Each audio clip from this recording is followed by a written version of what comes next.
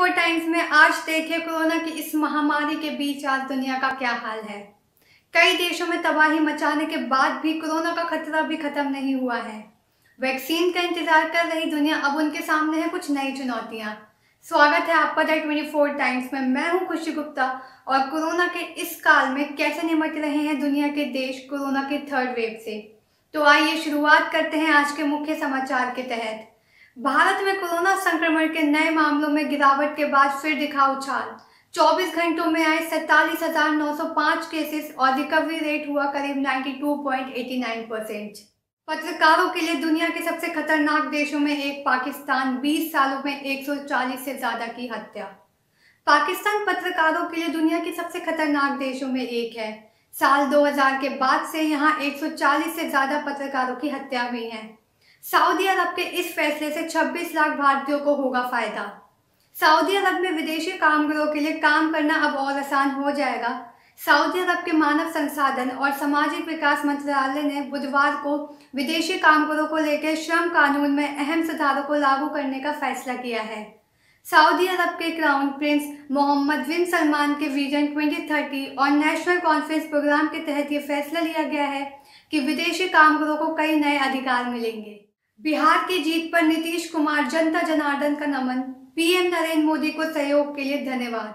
विधानसभा चुनाव के नतीजों में राष्ट्रीय जनतांत्रिक गठबंधन को बहुमत देने के लिए नीतीश कुमार ने राज्य की जनता को नमन किया है। इसके साथ ही उन्होंने प्रधानमंत्री नरेंद्र मोदी की ओर से मिल रहे सहयोग के लिए उन्हें धन्यवाद भी दिया है।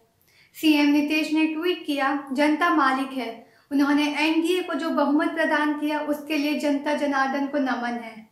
मैं प्रधानमंत्री नरेंद्र मोदी जी को उनसे मिल रहे सहयोग के लिए धन्यवाद करता हूं। गौरतलब है कि बिहार की 243 सदस्यीय विधानसभा में एनडीए ने 125 सीटें जीती हैं, जबकि विपक्षी महागठबंधन को 110 सीटें मिली हैं। राज्य विधानसभा में साधारण बहुमत के लिए 122 सीटें की आवश्यकता थी। फिल्म अभिनेता आसिफ बसरा ने हिमाचल प्रदेश में की खुदकुशी, घर में ही लगाई फांसी। फिल्म अभिनेता आसिफ बसरा ने गुरुवार को हिमाचल प्रदेश के धर्मशाला में खुदकुशी कर ली थी। वह धर्मशाला के किराए के घर में रहते थे और पुलिस का कहना है कि उन्होंने फांसी लगाई है। फॉरेंसिक टीम मौके पर मौजूद है और पुलिस मामले की जांच कर रही है। बंगाल बीजेपी अध्यक्ष के काफिले पर हमला, विधायक का वाहन क्षतिग्रस्त। पश्चिम बंगाल में बीजेपी के प्रदेश अध्यक्ष दिलीप घोष के काफिले पर हमला हुआ है। उत्तर बंगाल के अलीपुरद्वार में दिलीप घोष के काफिले पर हमला तब हुआ जब वे मदारीहट में आयोजित एक कार्यक्रम से वापस लौट रहे थे। पटाखों के बैन पर सुप्रीम कोर्ट की मोहर, बंगाल हाईकोर्ट का आदेश बरकरार। बताते चले कि दिल्ली समेत कई राज्यों में पटाखों पर बैन लगा दी गई है। जस्टिस जीबीआई चंद्रचूड़ ने कहा है कि हम त्योहारों के महत्व के बारे में बहुत चिंतित हैं, लेकिन इस बार हम कोरोना महामारी के बीच जी रहे हैं और हर किसी को निर्णय का समर्थन करना चाहिए जो स्थिति में सुधार करता है। वर्तमान महामारी में जीवन के संरक्षण से ज्यादा महत्वपूर्ण कुछ नहीं हो सकता। अब जीवन खुद खतरे में है और लोगों को समस्या से निपटने के लिए एकजुट होना ही पड़ेगा। और आप लोग हमारे साथ इस वीडियो में आखिर तक जरूर बने रहिएगा, क्योंकि आखिर में पूछेंगे हम आपसे एक सवाल। जीतन राम मांझी बोले, सीएम रह चुका हूं, अब डिप्टी सीएम या कोई दूसरा मंत्री नहीं बनूंगा। बिहार में नई सरकार बनने की तैयारियां शुरू हो गई हैं। गुरुवार को जीतन राम मांझी ने नए विधायकों के साथ नीतीश कुमार से भी मुलाकात की। हरियाणा की हवा में 2 एयरप्लेन की टक्कर से सिहरा था देश। भीषण भिड़ंत में नहीं बचा कोई। आज से 24 साल पहले हरियाणा के एक गांव में 2 हवाई जहाजों के हवा में भीषण टकराव से सनसनी मच गई थी। पश्चिमी बंगाल से करीब 100 किलोमीटर दूर चरखी दादरी में सऊदी अरब एयरलाइंस फ्लाइट 763 और एयर कजाकिस्तान फ्लाइट 1907 के बीच बहुत बुरा हादसा हो गया था। दोनों ही प्लेन में मौजूद क्रू और यात्रियों की मौत हो गई थी और इस घटना में 349 लोग मारे गए थे। अर्नब गोस्वामी को सुप्रीम कोर्ट से मिली राहत, उद्धव सरकार को फटकार लगा दी अंतरिम जमानत। सुप्रीम कोर्ट ने बुधवार को रिपब्लिक टीवी के editor in chief Arnab Goswami और अन्य सह आरोपियों को अंतिम जमानत देते हुए रिहा करने का आदेश दे दिया था। सुप्रीम कोर्ट ने उद्धव सरकार को फटकार लगाते हुए कहा है कि टीवी के तंज को नजरअंदाज भी किया जा सकता है। इस तरह किसी को टारगेट करके कार्रवाई करना उचित नहीं है। महाराष्ट्र सरकार की तरफ से कोर्ट में वकील कपिल सिब्बल पेश हुए थे और अर्नब की तरफ से वरिष्ठ अधिवक्ता हरीश साल्वे पेश हुए थे। तमिलनाडु ने फिर से बदला स्कूल खोलने का फैसला। तमिलनाडु सरकार ने राज्यों में स्कूल को फिर से खोलने पर फैसला स्थगित कर दिया है। सरकार जल्द ही फिर से खोलने की नई तारीखों की घोषणा करेगी। आत्मनिर्भर भारत 3.0।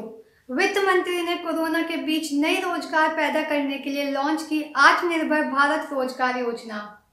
इस पैकेज के तहत आत्मनिर्भर भारत रोजगार योजना की घोषणा हुई है, जिसमें कि कोविड रिकवरी फेज के तहत नई नौकरियां पैदा होंगी।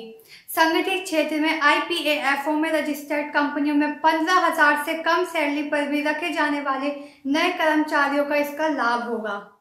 क्रिकेट फीवर पर कोरोना बेअसर, दर्शकों की संख्या में रिकॉर्ड तोड़ इजाफा। कोरोना के खतरे के बीच UAE में हुए IPL के 13वें सीजन को दर्शकों का काफी सपोर्ट मिला है। कोरोना महामारी का क्रिकेट फीवर पर कोई फर्क नहीं पड़ा। इसका अंदाजा यहीं से लगाया जा सकता है कि लोगों की दर्शक संख्या में पिछले सत्र की तुलना में 28% की रिकॉर्ड तोड़ गई है। अब बात करते हैं मौसम विभाग के बारे में। उत्तर भारत के मैदानी इलाकों में हवाओं के रुख बदलाव होने से दिल्ली प्रदूषण कुछ हद तक कम हुआ है। वायु गुणवत्ता में सुधार दिखाई दिया। देश के बाकी हिस्सों में मौसम मुख्यतः और साफ बना हुआ है। पिछले 24 घंटे के दौरान उत्तर पूर्वी मानसून सक्रिय हुआ है। इसके चलते आंध्र प्रदेश के इलाकों में कई जगहों पर भारी बारिश दर्ज की गई है। अब आते हैं हम अपने सवाल पर। तो हमारा आज का सवाल है कि ये जो आत्मनिर्भर भारत रोजगार योजना लॉन्च हुई है, क्या इससे सही में कर्मचारियों को लाभ मिलेगा, और मिलेगा भी तो इससे उन्हें क्या फायदा होगा। भारतीय नागरिक होने के कारण आपकी भी कुछ जिम्मेदारी बनती है कि आप भी अपनी राय जरूर दें। तो कमेंट करके जरूर बताना कि आपकी इस बारे में क्या राय है। द 24 टाइम्स में बस इतना ही। अगली बार फिर मिलूंगी मैं कुछ ऐसे ही ताज़ा खबर के साथ। अगर आपको ये वीडियो पसंद आया हो तो लाइक जरूर करना, साथ ही पूछे गए सवाल का जवाब कमेंट बॉक्स में जरूर दें और शेयर करें इस वीडियो को, और हमारे चैनल द 24 टाइम्स को सब्सक्राइब करना ना भूलें और बेल आइकन को जरूर दबाएं। तो भूलिएगा मत अपने पूछे गए सवाल का जवाब देना। धन्यवाद।